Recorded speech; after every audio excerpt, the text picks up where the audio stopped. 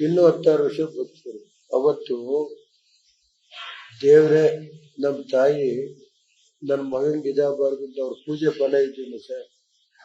ಅವತ್ತು ನನಗೆ ನಾನು ಮಾದೇಶ್ವರ ಬೆಟ್ಟಕ್ಕೆ ಹೋದೆ. ಮಾದೇಶ್ವರ ಬೆಟ್ಟಕ್ಕೆ ಬರೆದ್ರೆ ಅರ್ಧಳ್ಳಿಗೆ ಬಂದ್ಬಿಟ್ಟಿದ್ರೆ ಅವತ್ತು ಆಸೆಟ್ ನನ್ನ ಮೇಲೆ ಬೀಳೋದು. ಅದನ್ನು ನಮ್ಮ ತಾಯಿ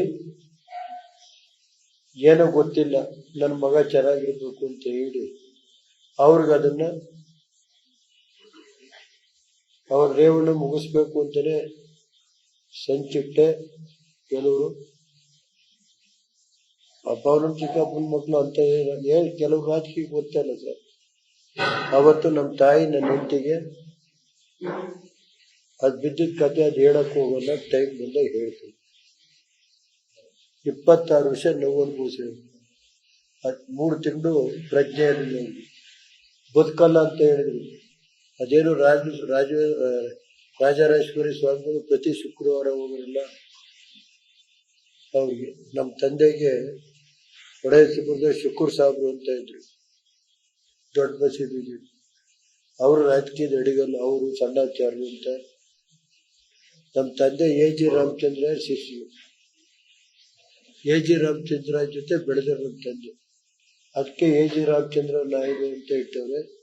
ಇನ್ನೊಂದು ಬೋರನಗೌಡ್ರಿಗೂ ನಮ್ಮ ತಂದೆ ಇದಿತ್ತು, ಹೈ ಲೆವೆಲ್ಗೆ ಬೋರನಗೌಡ್ರು ಅಂತ ಇಟ್ಟಿದ್ದಾರೆ. ಇದಕ್ಕೆ ಅವ್ರ ಪಿಡಬ್ಲ್ಯೂ ಇರಿಗೇಷನ್ ಇಷ್ಟಿದ್ದಾಗ ಗೊರೂರು ರಾಮಸ್ವಾಮಿ ಹಂಗಾರದು ಅಂತ ಒಂದು ನಾಲೆಗೆ ಇಟ್ಟಿದ್ದಾರೆ. ಆ ಕಡೆ ಎಡದಂಡೆಗೆ 3 ನಾಲೆಗೆ ಕೃತಜ್ಞತೆ ಅನ್ನೋದು ಇರ್ಬೇಕಲ್ಲ ಸರ್. ಆ ಉದ್ದೇಶದಿಂದ A.G. ರಾಮಚಂದ್ರ ಶಿಷ್ಯರು ಅಂತ. ಅವ್ರ ಶಿಷ್ಯರು ಅನ್ನೋ ಹೊತ್ತಿಗೆ ನಮ್ಮ ತಂದೆ ಸೀಟು ಕೊಟ್ಟಿದ್ದ ತಪ್ಪಿತ್ತು. ಆಮೇಲೆ ರಂಗನಾಥ ರಾತ್ರಿ 3 ಗಂಟೆಗೆ ಬಂದು ಜನ ಎಲ್ಲ ನಿಲ್ಲೇಬೇಕು ಅಂತ ಹಠ ಹಿಡಿದ್ರು. ಆ 10 ರೂಪಾಯಿ ಮನೆ ಮುಂದ್ಗಡೆ ಬಂದು ಯಾವ ಕಾರಣದಿಂದ ನಿಲ್ದೇನೆ ಇರಬಾರ್ದು ಅಂತ. ಆಗ ರಂಗನಾಥ ಬಂದು ಬೆಳಿಗ್ಗೆ ನಮ್ಮ ತಂದೆಗೆ 60 ಅಡಿ ಹೈಟು, ಅಲ್ಲಿ ನೀನು ನಿಲ್ಲೋ ನಾನು ಇದು ನಡಿ ಅಂತ ಹೇಳಿದ್ಮೇಲೆ ಬೆಳಿಗ್ಗೆ ರಂಗನಾಥನ ಪೂಜೆ ಮಾಡಿಸಿ ನಿಲ್ತೀನಿ ಅಂತ ಬಂದು ಜನಕ್ಕೆ ಹೇಳಿ ನಿಂತು. ಅವತ್ತು ಸೈಕಲ್ ರಂಗನಾಥ ಸೈಕಲ್ಲಲ್ಲೇ ನಮ್ಮ ತಂದೆ ಗುರ್ತನ್ನು ತೋರಿಸ್ಬಿಟ್ಟು ಬಂದಿದ್ವಿ. ಸೈಕಲ್ ಗುರ್ತು ಕೊಟ್ರು, ಅದು ಜೋಡೆತ್ತಿಟ್ಟಾಗ ಅಂತ ಕಷ್ಟದಿಂದ ಬಂದವರು ನಮ್ಮ ತಂದೆ. ಅವ್ರೇನು ಯಾವ ಸುಖ ಪಟ್ಟಿಲ್ಲ.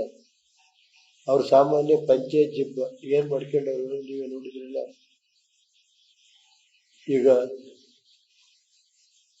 ಅದರಿಂದ ಅಂತ ದೇವೇಗೌಡರಂತ ವ್ಯಕ್ತಿ ಸಿಕ್ಕಲ್ಲ. ನಮ್ಮ ತಾಯಿ ಅವ್ರಿಗೆ ದೇವತೆಯಾಗಿ ಈ ಮಟ್ಟಕ್ಕೆ ಅವರು ನಮ್ಮ ಕುಟುಂಬನ ಇದು ಮಾಡಕ್ ಅವ್ರದೇ ಕಾರಣ.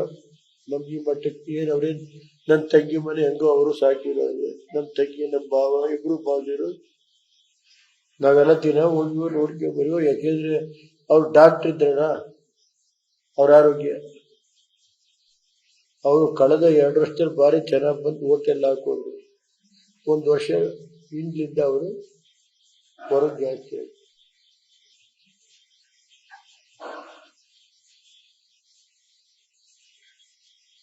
ಅವತ್ತು ಮಂಗಳವಾರನು ಚೆನ್ನಾಗಿದ್ರು.